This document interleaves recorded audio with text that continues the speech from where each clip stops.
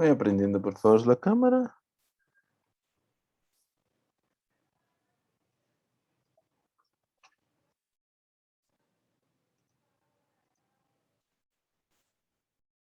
El día de hoy lo que tenemos que hacer es ver lo que es trauma, lo que es trauma facial. En relación al trauma facial es importante eh, hacer una aproximación primero teórica y diagnóstica. Buenos días, doctor. Buenos días. Y vamos a ver que esta exposición no es tan larga, que nos permite conocer estas características de trauma facial. Veremos. Sino el trauma que pensamos que solo fue un golpe y realmente es una fractura y nos compromete la función de algún órgano. Entonces, esa básicamente es la importancia.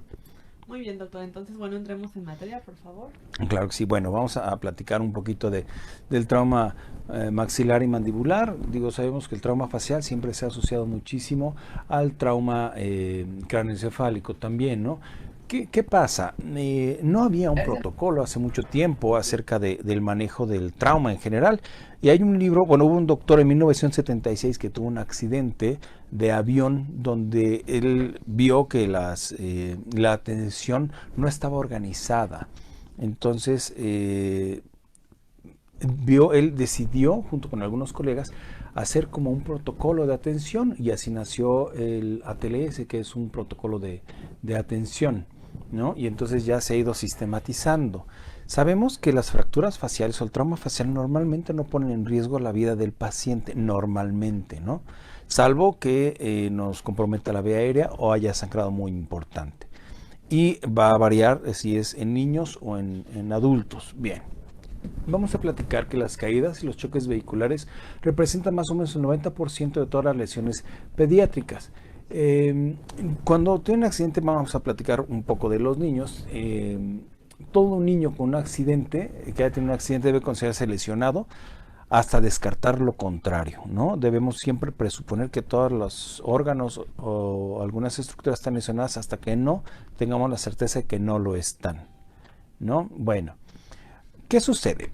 Si nosotros analizamos el trauma como tal, resulta que se estudiaba desde 1932 y había una respuesta metabólica, la respuesta metabólica al trauma, pero no se conocía como tal. Entonces se sabía que había mecanismos compensatorios para tratar de regular o de equilibrar el cuerpo después de un trauma. Y esto está muy bien porque sabemos que hay vasoconstricción y hay muchas cosas. Pero resulta que después de un tiempo, como una semana o algo así, puede haber reacciones que pueden ser contraproducentes si no son manejadas adecuadamente, ¿no? Entonces la respuesta metabólica al trauma tiene básicamente dos fases, ¿no? Y en la primera, que es la fase EP, se conoce como fase EP, es la respuesta inicial, las primeras 48 horas, y después viene una fase que se llama fase flow, donde se va a como empezar a relajar un poco esta respuesta y entran otros mecanismos de adaptación al cuerpo, ¿no?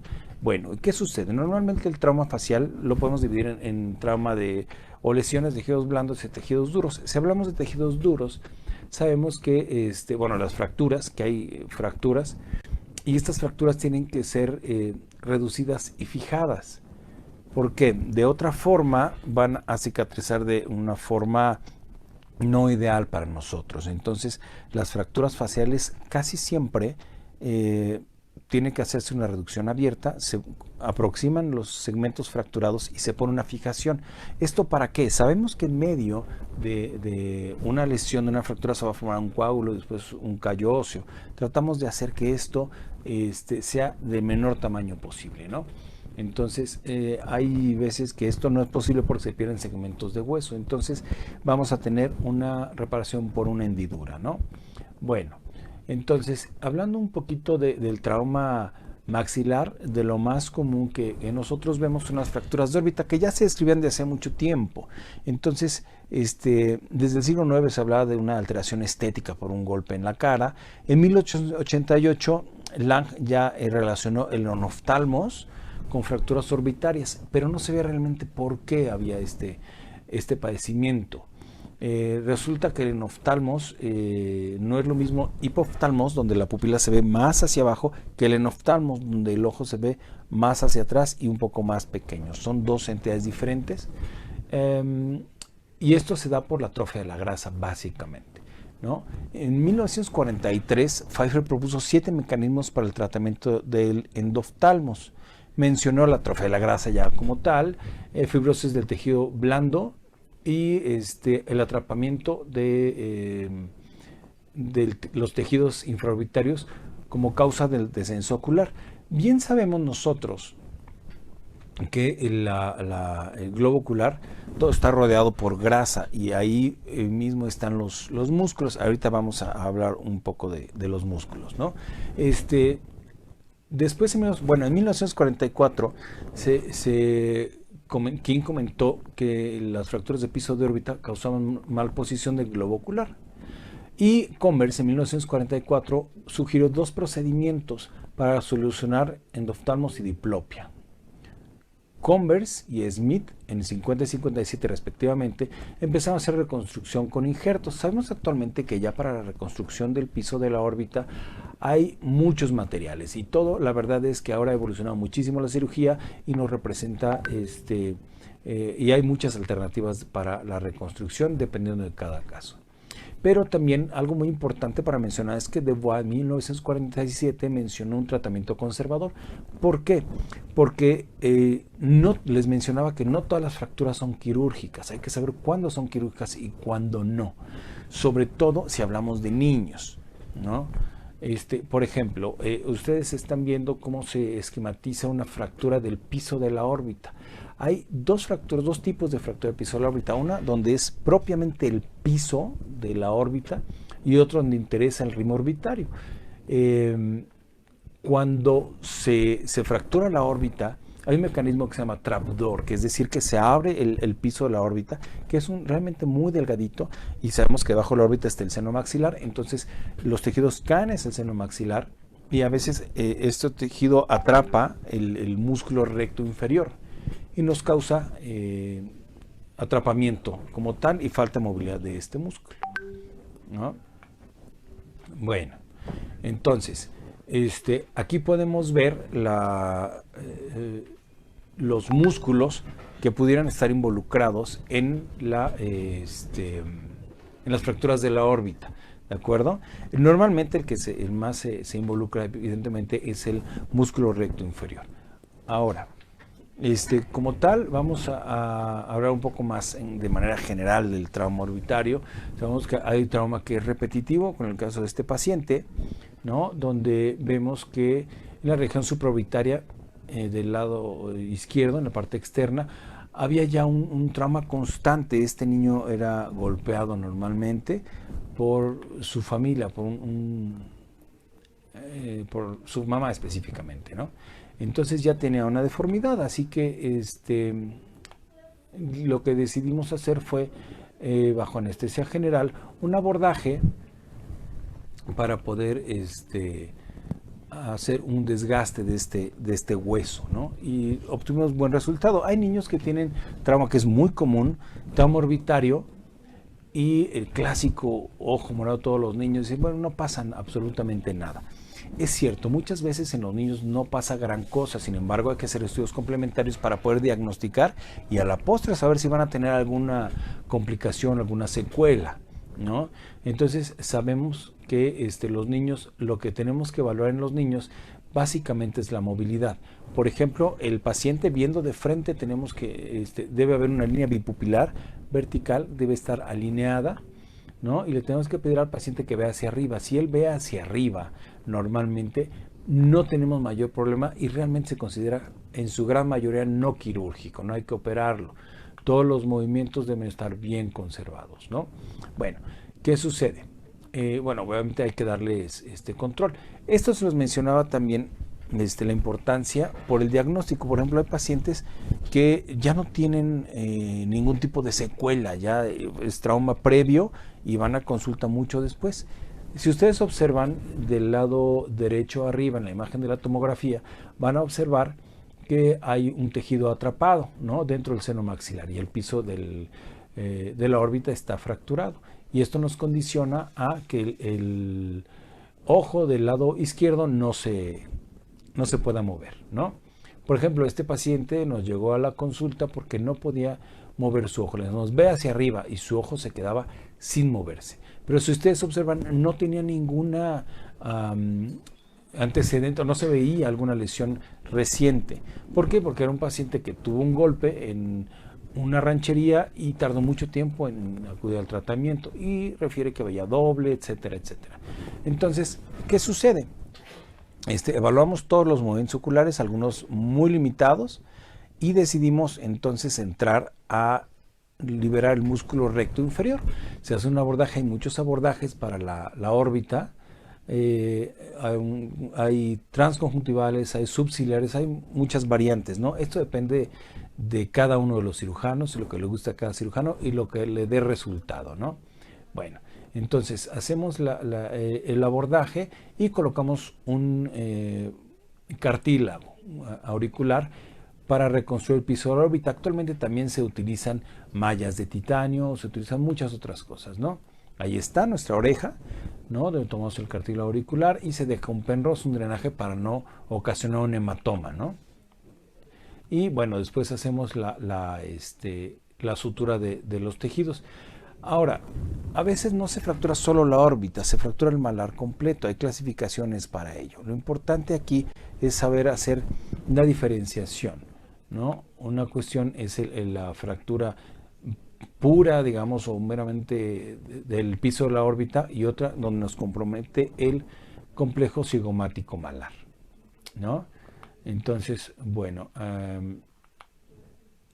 estábamos mencionando, es una parte del procedimiento, tiene que hacerse una reducción del piso de la órbita también, y vemos en esta imagen que los huesos están cabalgados, están encimados uno sobre el otro. La verdad es que a veces se ve muy sencillo, es solo reducir y ya, pero no, hay que cuidar muchas estructuras. Entonces nos apoyamos de algún tornillo, por ejemplo, el tornillo Carol Guillard, que es el tornillo que ustedes ven ahí. Entonces este tornillo se coloca y después se le puede poner un alambre y se jala, se hace tracción para poder lograr la reducción del ritmo orbitario, ¿no?, de la fractura de órbita. Y bueno, los abordajes, les decía que depende de cada uno de los cirujanos, se hacen a través, sabemos que hay unas líneas de Langre, arrugas naturales del cuerpo, ¿no? Entonces buscamos hacer las incisiones ahí para dejar la menor cicatriz posible, y la verdad es que nos ha dado muy buen resultado, ¿no? Hay niños muy pequeñitos que también, normalmente los niños, en mi experiencia, muchos son de manejo conservador, ¿no?, y darle seguimiento durante algunos años porque están en crecimiento. Es muy importante que los niños tratemos de no operarlos cuando no sea necesario. ¿Por qué? Porque hay muchos centros de crecimiento en la cara. Sin embargo, tenemos niños que tienen trauma facial, como este niño que le pedíamos que levantara sus ojitos y vemos que no lo levanta, que el globo ocular del lado derecho no se levanta. Entonces decidimos, con la tomografía se ve que está herniada la grasa y seguramente atrapado el músculo recto inferior. Entonces decidimos colocar una malla de titanio, y también después de liberar el músculo recto inferior, pusimos la malla para que sostuviera todos los tejidos, ¿no? Hacemos una sutura y vemos que el postoperatorio es bastante bueno, la cicatriz no tiene ninguna complicación, hay un poco de edema todavía, pero bueno, la verdad es que el niño mejoró mucho la visión. Hay otras causas también. Bueno, antes de continuar con esto, tengo que platicarles de las causas de las fracturas. Una eran los accidentes automovilísticos y las caídas. También se conocen o se menciona en los libros que los golpes directos al ojo aumentan la presión, aunque no sea el golpe en el hueso, aumentan la presión y rompen el piso de la órbita, ¿no? Pero también hay otra, como las heridas por proyectil de arma de fuego. Entonces, esto es un poco más complejo porque tenemos que quitar el tejido no vital y hacer reconstrucciones un poquito más amplias, ¿no? Esta niña, bueno, tuvo un evento con un proyectil de arma de fuego y resulta que tuvo un orificio de entrada por la región malar y salida por la región bucal, ¿no? El maxilar. Entonces, y una lesión en el labio. Lo único que ella me pedía era que si podía tener su labio otra vez, ¿no? Porque alguna persona muy amable, ya saben, muy prudente, le prestó un espejo y, o sea, a nadie se le ocurre eso, ¿no? Entonces, la niña estaba preocupada básicamente por eso, ¿no? Así que, bueno, lo que decidimos fue hacer una esquilectomía y una reconstrucción, ¿no? Bueno, después estas incisiones no fueron hechas por mí, sino aprovechamos los orificios de entrada del proyectil para poder hacer la reconstrucción. Y vean, esta niña, muy bien sus movimientos oculares, actualmente es una niña ya muy grande, ya tiene algunos años de esto, pero es importante dar un seguimiento. ¿Por qué? Porque no siempre salen las cosas como uno quiere. En este caso se observa una cicatriz de labios bastante aceptable después de haber tenido una lesión tan grande y siempre hay complicaciones postoperatorias. La niña tuvo una pequeña infección que fue tratada con éxito y hoy por hoy es una niña que tiene una vida completamente normal, ¿no? Ahora, podemos hablar de las fracturas maxilares como tal, que representan del 10 al 20% de todas las fracturas faciales. Claro que todo esto va a depender de la intensidad del golpe y la dirección del mismo. No es lo mismo un golpe con el puño a un traumatismo en un accidente automovilístico, ¿no? Ni quien te dé el golpe, por supuesto. Entonces, es importante preguntar durante nuestra evaluación con qué golpearon a la persona, con qué se golpeó, si fue caída, si fue un golpe, si fue un accidente, y de dónde a dónde fue, si él estaba, por ejemplo, estaba de pie y lo golpearon de frente, de lado, si estaba en un vehículo, en la parte de atrás, en la parte de adelante, con cinturón o sin cinturón de seguridad, ¿no? Entonces sabemos que característicamente la cara toma ciertas proporciones una vez que recibe un trauma. Por ejemplo, cuando el maxilar se va hacia abajo, se ve la cara más alargada y hay mordida abierta. Los impactos que son de lado pueden causar un desplazamiento lateral asociado a una mordida cruzada. Ahora, en la parte inferior del tercio medio, es decir, por debajo de la nariz, pueden producir una fractura piramidal, es decir, una fractura dentoalveolar importante, donde hay desprendimiento el hueso junto con los órganos dentales y bueno, esto tiene que ser restituido o ser colocado en una posición normal. Hay que recordar que nuestra guía para el trauma, para la solución del trauma, es la oclusión. Nosotros buscamos primero que el paciente tenga buena oclusión y en base a eso podemos empezar a reconstruir, ¿no? Entonces, los niños, es muy común que los niños presenten, por ejemplo, fracturas subcondilias. Las fracturas subcondilias en la mandíbula, no siempre son quirúrgicas en los niños, pero bueno, este es otro tema. Esto se los comenté justo por esta imagen que están viendo ustedes en un trauma en la región submentoniana. También puede ocasionar fracturas del maxilar, un golpe en la mandíbula, ¿no? Bien, les decía, hay fracturas, se han clasificado como Lefort 1, 2 y 3, fracturas panfaciales, pero esto lo platicamos un poco más adelante. Las fracturas en la parte anterior y en la parte inferior, el tercio medio inferior, nos pueden producir algo muy parecido a una fractura Lefort 1, donde se desprende el maxilar, ¿no? Las fracturas de órbita y las fracturas nasales normalmente provienen por traumatismos laterales, ¿no? Muy bien. Pero algo bien importante para la reducción, para podernos apoyar o saber dónde tenemos que reconstruir, tenemos que conocer el bútres, que el bútres son las zonas donde podemos colocar tornillos, donde podemos fijar, donde no hay áreas huecas, digámoslo así, ¿no? Es decir, no podemos apoyarnos en el seno maxilar, ni en la cavidad orbitaria, ni en la región nasal.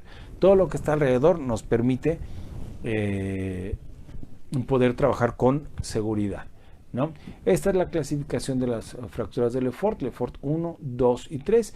Evidentemente la gravedad de cada una de ellas nos va a decir cómo vamos a manejar a alguno de estos pacientes. Por ejemplo, el Lefort 1, que es realmente un desprendimiento del maxilar, tenemos que reposicionar en su lugar, repito, viendo la oclusión. En el Lefort 2 ya nos involucra parte de la nariz, y en el Lefort 3 ya hay una disyunción de esta parte. Puede haber mayor salida de líquido cefalorraquídeo si hay una fractura un poco más posterior y superior, ¿no? El Lefort 1 atraviesa el septum nasal, la porción inferior de las piriformes, y pasa sobre la tuberosidad maxilar y la separa de las pterigoides, ¿no? Que esto normalmente se hace en cirugía ortognática, pero por un medio quirúrgico. Bien, entonces sabemos que esto está representado en este esquema de a dónde pueden ir las fracturas. Hay unas pinzas como las que ustedes ven aquí, que son pinzas de Rowe. En lo particular yo no las utilizo, pero hay gente que es muy hábil utilizándolas y funcionan muy bien. Claro que todo tiene su indicación, ¿no? Clínicamente tenemos esta paciente donde tuvo una herida por proyectil de arma de fuego, con un orificio de entrada en la región malar del lado derecho, y tomográficamente podemos ver esto. Es casi una Lefort 1. Lo que ella salvaba, esta es la oclusión muy bien, lo que ella le salvaba era que la parte del lado derecho estaba unida todavía. Entonces es un tratamiento muy noble. Lo que había que hacer ahí era esquirectomía y fijar los huesos que pudieran estar móviles, aunque su oclusión estaba muy bien. La verdad es que el pronóstico era muy bueno, ¿no? Entonces, pero si ven del lado izquierdo, donde siguió todo el trayecto del proyectil, estaba todo destruido, ¿no? Bien, ahora, resulta que les mencionaba que todos los pacientes, cuando nosotros vemos la oclusión como una guía, también es importante saber si tenía dientes o no tenía dientes desde antes, o si tenía alguna alteración de crecimiento facial. ¿Por qué? Porque hay veces que llegan los pacientes después de que alguien los operó y no les preguntó si tenía algún problema de una hipoplasia maxilar o un prognatismo mandibular, y los quieren llevar a una oclusión estable. Esto tampoco puede ser. Hay que saber el antecedente también del crecimiento del paciente. Bien. Hablando de la fractura Lefort 2, que es una fractura que ya interesa la fractura nasofrontal y los huesos lagrimales. Las pterigoides pueden o no estar fracturadas. Entonces, sabemos que el tratamiento evidentemente va a ser diferente, un poco más complejo. A veces se pueden ir algunas fracturas. Recuerden que no todo es como en el esquema. Algunas fracturas pueden extenderse hacia otros lugares dependiendo de la intensidad del trauma. Entonces, en base a eso vamos a decidir cómo lo vamos a fijar. En esta imagen pueden ver que hay dos tipos de fijación, básicamente. Una que es la fijación rígida, es decir, la fijación que se hace con mini placas de titanio y con tornillos. Cuando nosotros fijamos un hueso de esta manera, este hueso ya no se va a mover. Y de su lado derecho, en el círculo, en la parte inferior, ven que hay alambre. El alambre también actualmente no se utiliza tanto como hace mucho tiempo. Se puede utilizar para fijar las fracturas, se conoce como fijación semirrígida. Y esta sí nos da de alguna forma un poco de movilidad, de poder corregir la oclusión en algún momento, ¿no? Entonces cada uno tiene sus ventajas y desventajas, aunque hoy por hoy lo que se utiliza es la fijación interna rígida. Sabemos, aprovecho para comentarles que hay dos tipos de material: el titanio, que es muy utilizado, y el material reabsorbible, que se utiliza mucho en niños. Sin embargo, no siempre está indicado para fracturas mandibulares. Recuerden que las fracturas mandibulares, que vamos a ver un poco más adelante, está mediada por las fuerzas de la tracción muscular. Entonces tenemos que saber si es o no favorable o no favorable a una fractura, ¿no? La Lefort 3 se inicia en la sutura frontonasal y se extiende a lo largo de la pared medial y el piso de la órbita, pasando a través de la fisura orbitaria y la sutura frontomalar. Normalmente para esto hay muchos tipos de abordaje, que bueno, no vamos a hablar de todos ellos. Hay desde abordajes coronales, como el que vieron al principio, para poder ver la porción más superior y la unión frontonasal, por ejemplo. Sin embargo, también debe de combinarse con algunas otras incisiones extra e intraorales para poder solucionar esto, ¿no? Entonces vemos fracturas también ya donde están cabalgadas en algunas partes, ¿no? Hay esquirlas o espículas óseas. Bien, esta es una fractura, la cara típica de una fractura Lefort 3, ¿no? Ya no pusimos el video donde se ve cómo se mueve realmente el tercio medio, ¿no? Separado del tercio superior, y fracturas panfaciales que no entran realmente a una clasificación, ¿no? Ya son fracturas más complejas donde involucran el hueso frontal, donde está el hueso nasal, los huesos maxilares, ¿no? A veces estos pacientes muchas veces no se pueden operar porque tienen alguna secuela neurológica o están en terapia intensiva, y esto nos dificulta un poquito el manejo del trauma facial, ¿no? Como es el caso de esta niña que llegó a la consulta y tenía que estar solucionando otro tipo de padecimientos. Esta paciente tenía incluso un problema legal, entonces fue un poco tardado el poder atender a esta niña. Sin embargo, miren, si ustedes lo observan, previo al procedimiento, ella ni siquiera tenía las escaras que tenía al principio, las costras que tenía, ya no las tiene. Bien, entonces, si ustedes ven, lo que ven como abordaje no es un abordaje propiamente como tal, no es algo convencional. Se le quitó una cicatriz a ella y se hizo un abordaje también intraoral. ¿Por qué? Porque necesitamos, vean, por ejemplo, la pared externa del seno maxilar estaba rota. Entonces hay muchos factores que tenemos que tomar en cuenta en cuanto a la función, ¿no? Esta es una imagen de la porción orbitaria, donde utilizamos una fijación semirrígida, ¿no? Y una fijación intraoral, fijación rígida, otra porción ósea, también la fijación rígida. ¿Por qué combinamos? La verdad es que esto fue hecho en un hospital de gobierno, entonces no siempre tenemos el acceso a todo el material, ¿no? Y es cuando debemos improvisar, ¿no? Y poder resolver los problemas con lo que tenemos, ¿no? Ahí yo estoy totalmente en contra de la pirotecnia. ¿Por qué? Porque hemos visto casos como un 15 de septiembre en la noche me hablaron para que viera a este paciente, y este paciente, un paciente muy joven, 15 años, que tuvo una explosión de un artefacto de estos explosivos, ¿no? Si observan, la cara está quemada, tiene aparentemente, tiene lesiones oculares, ¿no? Y este paciente, observen, todo está quemado, pero tenía una fractura nasal, tenía fractura de órbita, tenía una fractura que involucraba el seno frontal en la parte posterior, es decir, obsérvenlo ahí. Por ejemplo, les decía que tenía una fractura al piso de la órbita, tenía lesiones oculares, y bueno, ahí lo más importante era el manejo neuroquirúrgico, ¿no? Que esto, bueno, se le comentó a los familiares, y bueno, fue manejado por ellos. También hay lesiones que nos representan como tal desprendimientos de algún tipo de una parte de la cara, ¿no? Esta niña, esta paciente, vean ustedes, fue vista de inicio por un trauma grave. Me hablaron para atender a esta niña ya estando ella en el quirófano, y junto con el equipo de neurocirugía resolvimos la situación colocando material o alambre en la fractura frontal, porque no contamos con el material en ese momento. Entonces decidí colocar unos alambres para poder hacer eso y dejar el malar para un segundo tiempo. Si lo observan, está desprendido propiamente, está de cabeza la foto. Bueno, ya hicimos la fijación rígida,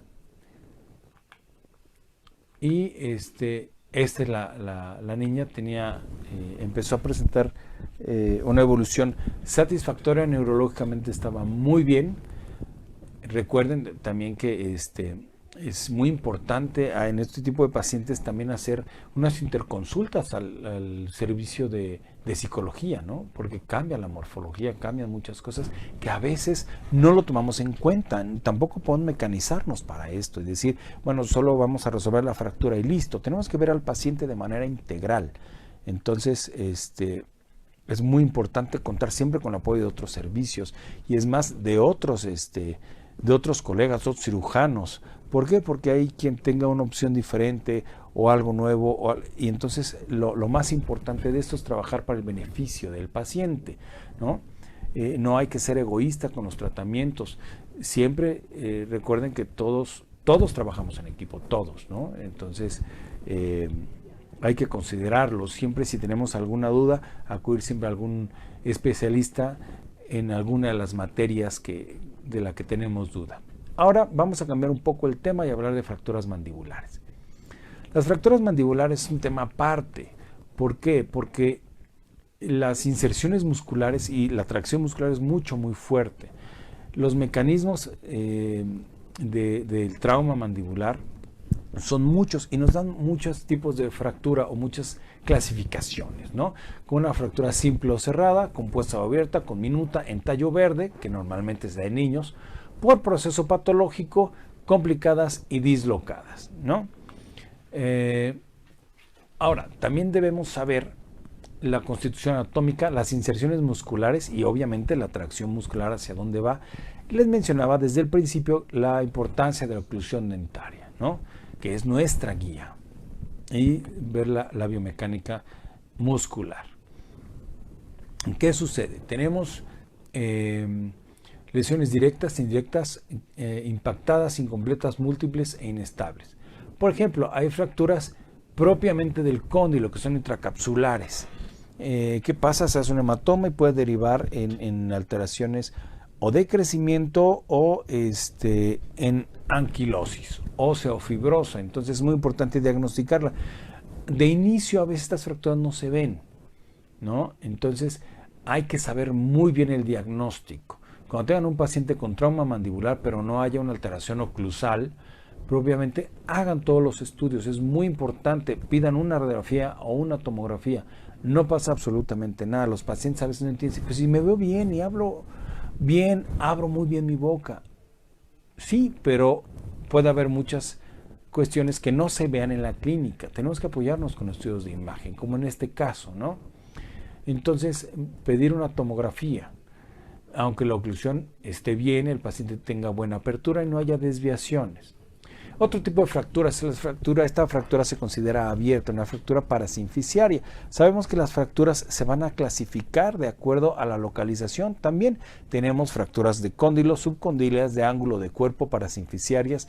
Tenemos fracturas del mentón propiamente, fracturas con minutas, en fin, hay muchas clasificaciones, ¿no? En la clínica, por ejemplo, nos hablan para ver a este paciente y nos dicen que tiene un aumento de volumen. Lo primero que vemos cuando un paciente tiene, o pensamos cuando un paciente tiene un aumento de volumen, un absceso o un quiste. Pero si preguntamos el antecedente, es que tuve un golpe y entonces se me hinchó muchísimo, me cuesta trabajo morder. Nosotros revisamos la oclusión, vean, del lado izquierdo la oclusión está más o menos estable, pero al lado derecho tenemos una mordida abierta posterior. ¿Qué nos indica esto? Una posible fractura. Como ustedes pueden ver, el ángulo mandibular está fracturado. Hay una controversia en cuanto a este tipo de fracturas, si quitamos o no el tercer molar. El tercer molar se quita solo si estorba para poder hacer la reducción. Claro que hay muchos criterios y muchos manejos, todos muy respetables, pero ese es el criterio de su servidor, ¿no? Vean entonces esta fractura. Ok, ya hay fracturas. Les decía que no todas son quirúrgicas como tal. Podemos hacer una fijación intermaxilar con arcos barra de Ehrlich y llegamos a esos son los arcos barra de Ehrlich, que seguramente los periodoncistas nos van a decir que es muy salvaje esto, pero la verdad es que por la tracción muscular nos da muy buen resultado. Claro que después vemos a los se lo enviamos a los periodoncistas, ¿no? Bien, entonces, este niño, que por cierto lo acabo de ver, ya tiene 20 años, está en excelentes condiciones. Este niño tuvo una caída de un cuarto piso y tuvo una fractura mandibular. Entonces a este paciente decidimos operarlo. Le colocamos sus arcos barra de Erich, que no se colocan en niños, porque si los colocamos vamos a causar abulsión de los dientes, ¿no? Y ligamos la arteria facial para poder hacer nuestro abordaje, ahí la estamos ligando, y colocamos una fijación rígida. Entonces ya está en el posoperatorio, su apertura está perfectamente bien, no tiene desviaciones, su oclusión está bien, y la radiografía posterior al manejo quirúrgico, su oclusión está estable. Hoy por hoy les puedo mencionar que este paciente está sin ningún tipo de antecedente, ¿no? Hay fracturas como esta por mordeduras de perro, donde haya abulsiones de tejido, ¿no? Fracturas no tan usuales de la apófisis coronoides que se extienden a casi hasta parte de la rama mandibular, casi en el ángulo, ¿no? Bien, este paciente, bueno, se alcanza a ver muy bien. Tuvo otra fractura que fue del lado izquierdo y manejada por un método abierto. Creo que con esto, por cuestiones de tiempo, ya damos por terminado el... Bueno, creo que con eso hemos tenido una bastante aproximación de lo que es trauma facial, ¿verdad? Entonces, por favor, les pido repasar los videos que se subió en la plataforma de la anterior semana, el día de mañana, y directamente nos vemos el día lunes. ¿Está bien, chicos? ¿Está bien, jóvenes? Sí, doctor. Guadalupe está. Alejandra, Guadalupe no está, ¿no? No, doctor. Y ya el resto está presente. Eso sería todo por el día de hoy. Que les vaya muy bien. Hasta luego, jóvenes. Hasta luego, doctor. Chao, chao. Hasta luego, doctor.